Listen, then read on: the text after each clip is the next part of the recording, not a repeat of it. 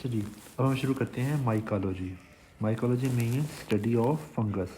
Study of fungus is called mycology. Mycology को हम दो तरह से पढ़ेंगे। Number 1 systemic, number 2 कुटीनियस। ठीक है। अच्छा, सिस्टेमिक से क्या मुराद है कि इनहेल के बाद लंग्स में गई और लंग्स से आगे पूरे बॉडी के अंदर फैल गई। इसको कहते हैं सिस्टेमिक इन्वॉल्वमेंट। ठीक है। तो सारी की सारी जो फंगाई हैं जो सिस्टेमिक माइकोसिस करवाती हैं वो यूजली नमूनिया लाजमी करवाती हैं, नमूनिया लाइक फीचर्स लाजमी करवाती हैं।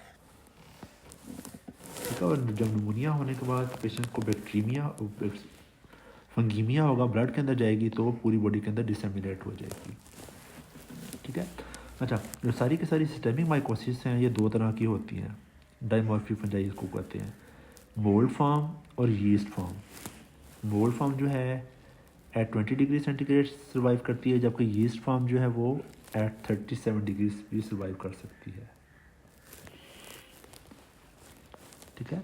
सिर्फ कोक्सीडियोआइडिस जो है वो स्फीरुल फॉर्म में है, मीन्स के मोल्ड फॉर्म के अंदर है, ये यीस्ट फॉर्म में नहीं होती। अच्छा, जब ये चेस्ट इन्फेक्शन करवाती हैं तो इनकी प्रेजेंटेशन एग्जैक्टली लाइक ट्यूबरकुलोसिस होती है। तो बड़ी दफ़ा ऐसे होता है कि पेशेंट को हम ट्यूबरकुलोसिस डायग्नोस कर रहे होते हैं लेकिन अंडरलाइंग उसको फंगल इन्फेक्शन होता है, अंडरलाइंग फंगल इन्फेक्शन होता है। ठीक है। लाइक मीन्स कि अगर पेशेंट की बायोप्सी की जाए तो वहाँ पे हमें ग्रेनुलोमास मिलेंगे। ग्रेनुलोमास ट्यूबरकुलोसिस का एक फीचर है। अच्छा, नंबर 1 हिस्टोप्लाज्मोसिस। हिस्टोप्लाज्मा ये जो कि अमेरिकन बुक है तो ये अमेरिकन के हिसाब से मिसिसिपी ओहायो रिवर वैलीज के अंदर होती है। हिस्टोप्लाज्मा के साथ लफ्ज़ याद रखना है मैक्रोफेज। ये मैक्रोफेज के अंदर पाई जाती है। ये आप देखें, ये मैक्रोफेज है, इसके अंदर ये छोटे छोटे ये हैं, ये हिस्टोप्लाज्मा के ऑर्गेनिजम्स हैं। ठीक है। और इसके साथ पहला लफ्ज़ याद रखना मैक्रोफेज, दूसरा लफ्ज़ याद रखना है बैट ड्रॉपिंग्स, बर्ड और बैट ड्रॉपिंग्स। ठीक है। बर्ड और बैट्स के फीसिस के अंदर पाई जाती है। तो वो लोग जो केव एक्सप्लोरेशन करते हैं जहाँ पे बैट्स का बसेरा है, जहाँ पे बैट्स रहती हैं, केव एक्सप्लोरेशन का क्वेश्चन आता होता है। तो बैट्स के साथ अब वो पेशेंट की हिस्ट्री के अंदर बैट के साथ कांटेक्ट है तो आपके पास नमूनिया के फीचर्स के साथ प्रेजेंट हो गया, तो डायग्नोसिस इज हिस्टोप्लाज्मोसिस। ठीक है। फंगल इन्फेक्शन का सबसे बड़ा मसला ये होता है कि इनका डायग्नोसिस बहुत डिफ़िकल्ट होता है। Diagnosis is difficult. हम लोग जो क्लिनिशियंस हैं वो भी जो स्पेशली हमें इन्वॉल्व करना पड़ता है इन्फेक्शियस डिजीज़ स्पेशलिस्ट को इनके डायग्नोसिस के लिए। ठीक है। मैं वही कह रहा हूँ ना कि प्रेजेंटेशन ही लाइक ट्यूबरकुलोसिस, वैसे ऐसे लगता है जैसे ट्यूबरकुलोसिस है। ठीक है। तो डायग्नोसिस के लिए स्पेशली इसका ब्रोंकोअल्वेओलर लवाज करेंगे, लंग बायोप्सी लेंगे, या हम लोग यूरिन या सीरम के अंदर स्पेशली एंटीजेंस करवाएंगे। ठीक है। Second is blastomycosis. ब्लास्टोमाइकोसिस के साथ लफ्ज़ याद रखना है बडिंग यीस्ट। और ये डेफिनेटली ये भी नमूनिया करवाती है, नमूनिया तो सारी करवाती हैं। ठीक है। इसके साथ बडिंग यीस्ट लफ्ज़ याद रखना है। ठीक है। और blastomycosis can disseminate to bones and skin. जब बोन के ऊपर जाएगी तो it can mimic like squamous cell carcinoma. अच्छा, third is coccidiomycosis, coccidioidomycosis. Coccidiomycosis का लफ्ज़ याद रखना सफिरूल्स। ठीक है। ये आप देखें आरबीसीज के अंदर, आरबीसीज की तरह छोटे जैसे ग्रेन्यूल्स, इनको कहते हैं spherules. This can disseminate to skin and bone. और तो बोन स्किन के ऊपर जाएंगे तो वहाँ पर रिदमा नोडोज़म करवाते हैं। रिदमा नोडोज़म एक बड़ी important exam point of view से टॉपिक है। रिदमा नोडोज़म होते हैं पेनफुल नड्यूल्स ऑन द शिन्स। अगर मैं नेट से इसकी पिक्चर आपको निकाल के दिखाऊं,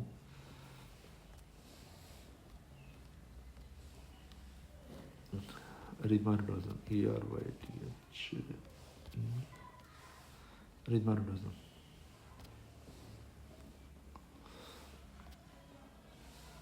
ठीक है, शिन्स के ऊपर ऐसे पेनफुल नड्यूल्स नज़र आते हैं। ठीक है, इनकी एसोसिएशन में बहुत सारी ड्रग्स के साथ लाइक पेनिसिलिन, सेफ्लोस्पोरिन के साथ एसोसिएशन है इनकी। और क्या कहते हैं उसको, बहुत सारी बीमारियों के साथ है, लाइक सिफिलिस, लाइक हमने अभी डिस्कस की कोक्सीडियोमाइकोसिस, सार्कोडोसिस, ट्यूबरकुलोसिस, बहुत सारी ऑटोइम्यून डिजीज़ के साथ लाइक अल्सरेटिव कोलाइटिस, इसका इसकी एसोसिएशन है। ठीक है, अच्छा, आर्थेल्जिया कैन कॉल आर्थेल्जियास, ये भी इसकी हिस्ट्री के अंदर भी आप हो सकता है कि पेशेंट को उन इलाकों में गया हो जहाँ पे उस डस्ट के अंदर ये वाला ऑर्गेनिज्म मौजूद हो।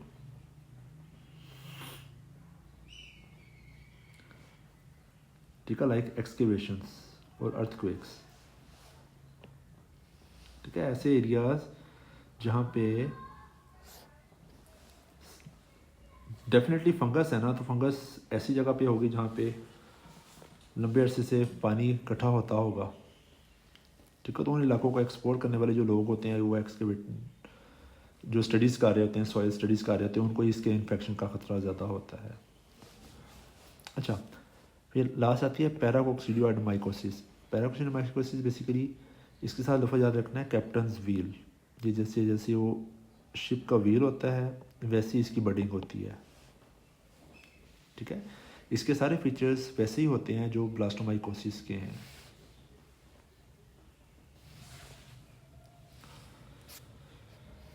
अच्छा, फिर आती है कुटीनियस माइकोसिस। कुटीनियस माइकोसिस के अंदर जो सबसे इम्पोर्टेंट है वो है टीनिया। ठीक है, हमने अपनी लाइफ में कभी ना कभी कुटीनियस माइकोसिस का केस लाजमी देखा होगा, या आप खुद भी हो सकता है सफ़र किया हो, भैया नहीं। Tinea is a dermatophyte, means of cutaneous fungal infection. Dermatophyte क्या चीज़ होती है? Cutaneous fungal infection. ऑर्गेनिज्म कौन कौन से हो सकते हैं? माइक्रोस्पोरियम, ट्राइकोफाइटोन, एपिडर्मोफाइटोन। ठीक है, इनको डायग्नोस कैसे करते हैं? सिंपल की जो ये जो एरिया है इसकी स्क्रैपिंग लेंगे, उसको पोटेशियम हाइड्रोक्साइड से प्रिपेयर करेंगे, वहाँ पे हमें ये ऐसे ब्रांचिंग ये नज़र आ जाएंगे, ये ऐसे धागे धागे से नज़र आ जाएंगे। ठीक है, अच्छा, टीनिया की टाइप्स कौन कौन सी? ये एरियाज के हिसाब से है, कैपिटस, कॉर्पोरिस, क्रूरिस और पीडस। कैपिटस मीन्स हेड और स्कैल्प। ठीक है, corporis means other parts of the body, specially on torso. Cruris means inguinal area. Pedis means पाँव, नहीं इंटरडिजिटल्स, पाँव की उंगलियों के दरमियान। ठीक है, कैपिटस, ये कैपिटस है, टीनिया कैपिटस है। अगर आप देखें फंगल इन्फेक्शन की वजह से पेशेंट के बाल ख़त्म हो गए हैं। ठीक है, एलोपेशिया होगा, इन्फेक्शन की वजह से पेशेंट को लिम्फोडेनोपैथी भी, गर्दन पे लिम्फ नोड पेरपेट हो सकते हैं हमें। ठीक है, कॉर्पोरस मीन्स कि बॉडी के दूसरे एरियाज़ पे अगर आप लोग गौर करें तो फंगल इन्फेक्शन जिसको हम ददरी सी बोलते हैं, ऐसे साइडों से निशान है, निशान के बाद जो सेंट्रल एरिया वो क्लियर है। जब देखें सेंट्रल एरिया में कोई मसला नहीं है, साइडों पे रेडनेस है और साइडों पे सेंट्रल क्लियरिंग है।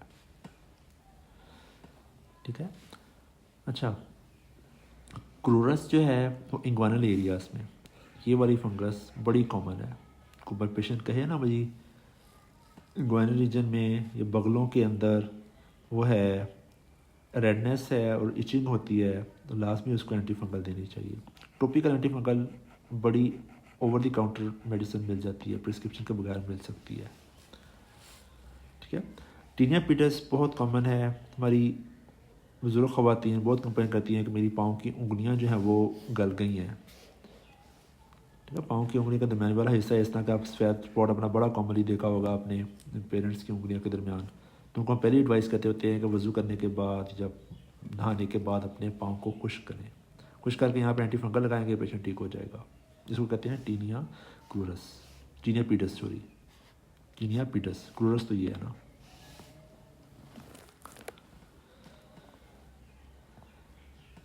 ठीक है। अच्छा, इंटरडिजिटल मोस्ट कॉमन काज है, मोकैसियन डिस्ट्रीब्यूशन भी हो सकती है, वेजिकुलर टाइप्स भी हो सकती हैं इसकी। अच्छा, फिर आती है टीना अंगुइन, ये नेल्स के अंदर है, इसको ओनाइकोमाइकोसिस भी कहते हैं। One of the most difficult disease to treat है ये। आपने देखा होगा बड़ी दफ़ा कि लोगों के नाखून जो होते हैं वो ब्रिटल से हुए होते हैं, डिफॉर्म्ड हुए होते हैं, ब्रिटल होते हैं, डिफॉर्म्ड होते हैं, बेसिकली वो फंगल इन्फेक्शन होता है। उसके लिए बड़ा लंबा अर्सा पेशेंट को एंटी फंगल देनी पड़ती है, लेकिन फिर वो ठीक नहीं होते, बार बार हो रहा होता है उनको, क्योंकि वहाँ तक दवाई नहीं पहुँचती। अच्छा, tinea versicolor is one of the most common disease of humankind. समझे नहीं, बेसिकली आपकी जो स्किन है इसकी कुछ लेयर्स होती हैं, जो जो वर्सिकुलर है ये सुपरफिशियल लेयर्स को इन्वॉल्व करती है। इस वजह से लोग इसको बहुत ज़्यादा, क्योंकि ये बहुत ज़्यादा नुकसान नहीं पहुंचाती, लोग इसका बोदर नहीं करते। ठीक है। वर्सिकुलर इज काज बाई मेलासीजिया, इसको मेलासीजिया फरफर भी कहते हैं, पिजरोस्पोरियम स्पीशीज़ के। मेलासीजिया ये बहुत इंपॉर्टेंट है, मेलासीजिया का लफ्ज़ बहुत इंपॉर्टेंट है। ये इस टाइप फंगस जो कि आपकी स्किन की सुपरफिशियल लेयर को इन्वॉल्व करता है। जब सुपरफिशियल लेयर को इन्वॉल्व करेगा तो आपकी सुपरफिशियल लेयर के अंदर ही आपके मेलानोसाइट्स होते हैं। ठीक है, तो मेलानोसाइट की डिस्ट्रक्शन से क्या होगा, मेलानोसाइट ने मेलानिन प्रोडक्शन करनी होती है, मेलानिन ने आपका बॉडी कलर देना होता है। ठीक है, तो मेलानोसाइट्स ज़्यादा हो जाएंगे तो पेशेंट हाइपर पिगमेंटेशन हो जाएगी, और मेलानोसाइट कम होंगे तो हाइपो पिगमेंटेशन होगी। तो दोनों चीज़ें हो सकती हैं। पेशेंट कहता है कि वाइट से निशान है जिस्म के ऊपर या गहरे धब्बे हैं। ठीक है, पेशेंट जब ये उन इलाकों में ज़्यादा होती है जहाँ पे मॉइस्ट ज़्यादा है, जिन लोगों में पसीना ज़्यादा आता है मॉइस्ट एरियाज़ के अंदर, और स्पेशली जब पेशेंट धूप में निकलता है, सन एक्सपोजर जब होता है तो उस वक्त ये जिसमें पे खारिश ज़्यादा आती है। लेकिन इनके अंदर दूसरी रोमेटोफाइट की निस्बत प्रूराइटिस कम होती है। ठीक है, मोर कॉमन इन समर, यानी हॉट ह्यूमिड वेदर के अंदर ज़्यादा होती है। जब हम लोग इनकी स्क्रैपिंग लें तो स्पगेटी एंड मीट बॉल जैसी अपीयरेंस होती है, लाइक ये वाली, ये मीट बॉल और ये स्पगेटी है।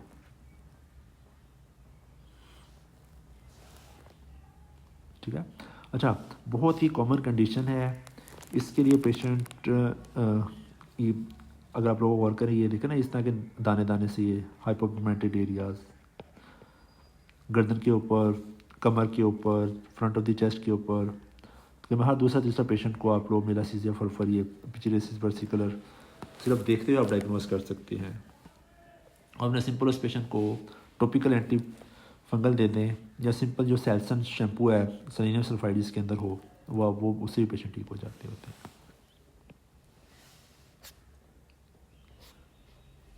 ठीक है। अच्छा, कुछ फंगल इन्फेक्शंस हैं जो हम कहते हैं अपॉर्चुनिस्टिक फंगल इन्फेक्शंस। अपॉर्चुनिस्टिक से क्या मुराद है, जब पेशेंट की इम्यूनिटी डिक्रीज़ होगी, इम्यूनिटी डिक्रीज़ होगी तो पेशेंट को ये वाले फंगल इन्फेक्शंस होंगे।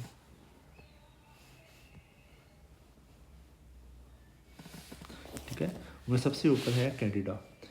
कैंडिडा बॉडी में नॉर्मली मौजूद होती है, लेकिन जब पेशेंट की इम्यूनिटी कम होगी तो उस वक्त ये इन्वेसिव फॉर्म में कन्वर्ट हो सकती है। ठीक है, कैंडिडा जो है इसको कहते हैं एल्बाइकन्स। एल्बा का मतलब होता है वाइट, तो वाइट पैचेस नज़र आते हैं पेशेंट की टंग के ऊपर।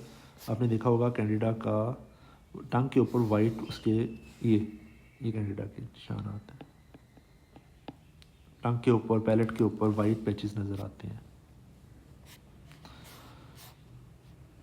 ठीक है। अच्छा, सिस्टमिक भी हो सकती है, सुपरफिशियल भी हो सकती है। सुपरफिशियल जैसा आपने देखा टंग के ऊपर, जब पेशेंट की इम्यूनिटी और बहुत ज़्यादा डिक्रीज़ हो जाएगी तो ये सिस्टमिक में कन्वर्ट हो जाती है।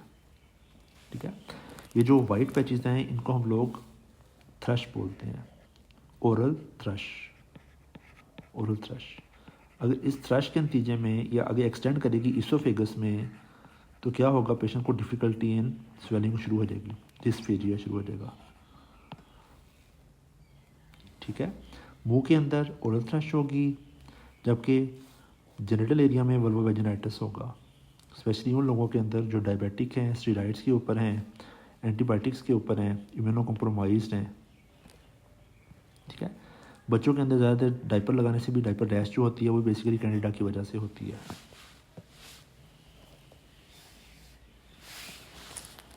ठीक है, ट्रीटमेंट जो है वो एंटी फंगल एजेंट्स हैं।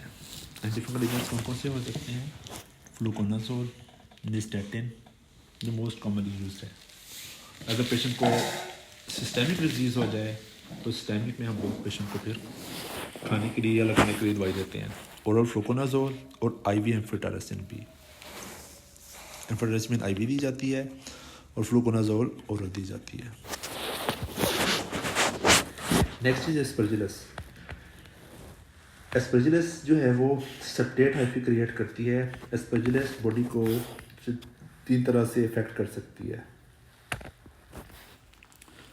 नंबर 1, जो इम्यूनो कॉम्प्रोमाइज पेशेंट्स होते हैं उनके लिए इन्वेसिव एस्परजिलोसिस करवाएगी, पेशेंट को निमोनिया लाइक फीचर्स आएंगे।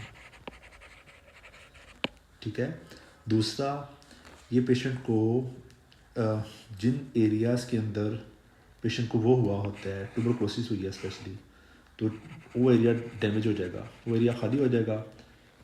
खाली एरिया के अंदर फंगस लगेगी तो फंगल बॉल बनती होती है, फंगस बॉल बनती है। ये अगर आप ये गौर करें तो ये कैविटी है, कैविटी ये एरिया जो है ये फंगस बॉल है। ये जो काला वाला इसको हम लोग क्रिसेंट एयर रिंग कहते हैं। ठीक है, तो ट्यूबरकुलोसिस की वजह से लंग्स के अंदर कैविटी बनी, स्पेशली अपर लोब्स के अंदर कैविटी बनती होती है, उस कैविटी के अंदर फंगस ग्रो कर जाती है।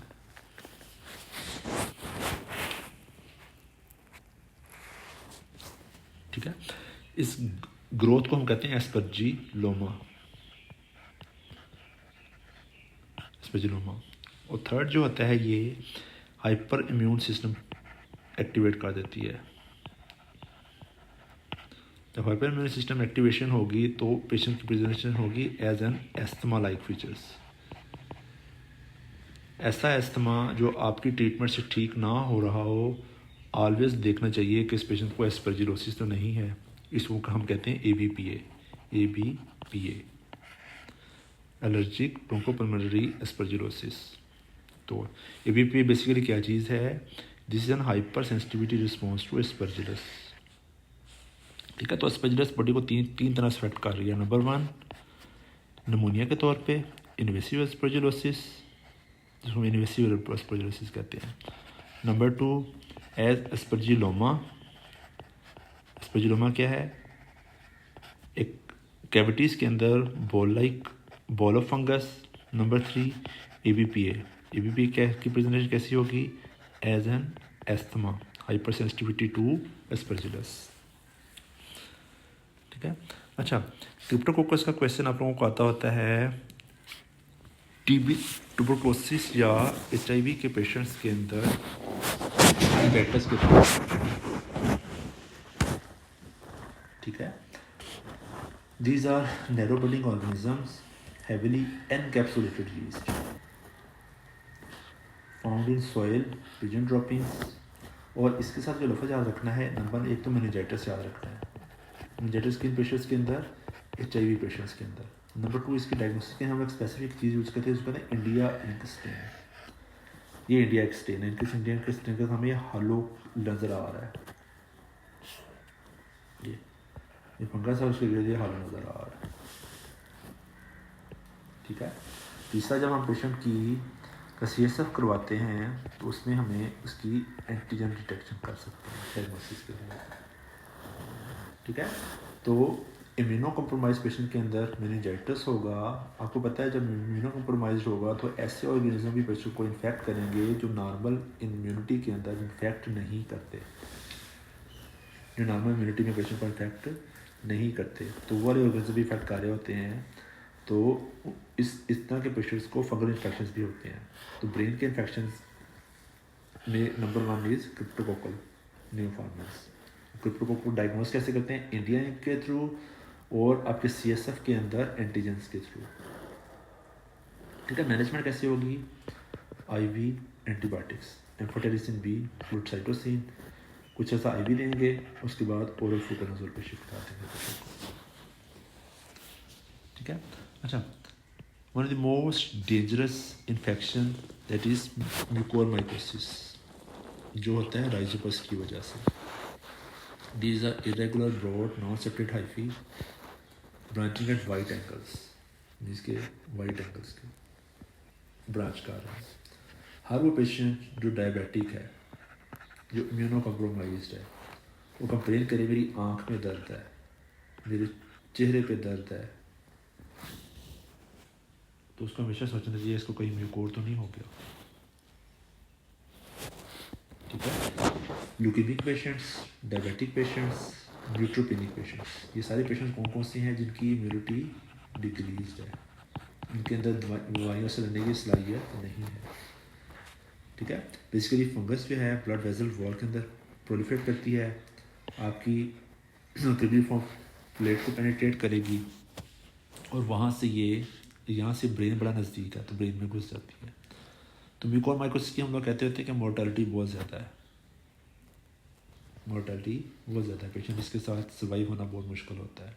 Patient headache, pain, necrotic scar के साथ। इसको हम लोग जो आम ज़बान में ना ब्लैक फंगस भी कहते हैं। ब्लैक फंगस बड़ा मशहूर हुआ था जब ये कोविड के दिनों में, आपने ब्लैक फंगस का नाम सुना होगा। कोविड के पेशेंट्स में हम लोग इम्यूनोसप्रेशन मेडिसिन यूज़ करते होते थे वायरस को स्प्रेस करने के लिए, जो इम्यून रिस्पॉन्स हाइपर एक्टिवेट कर रहा था। तो उसके नतीजे में पेशेंट्स को ये होना शुरू हो गया था, म्यूकोरमाइकोसिस। ठीक है। तो मैनेजमेंट कैसे करते हैं? इस एरिया की डिब्राइडमेंट और IV antifungal agents, amphotericin B और आइसोबाकोनाजोल के थ्रू। ठीक है। डायबिटिक पेशेंट ब्लैक आई के साथ प्रेजेंट हो तो लाजमी सोचना चाहिए म्यूकोरमाइकोसिस। म्यूकोरमाइकोसिस का ऑर्गेनिज्म कौन सा है? राइजोपस। एग्ज़ाम का फेवरेट टॉपिक्स हैं ये तीनों, एग्जाम्स के फेवरेट टॉपिक्स हैं। कैंडिडा, एस्परजिलस, क्रिप्टोकोकस और म्यूकोर, ये वेरी हाई यील्ड है, स्पेशली USMLE में।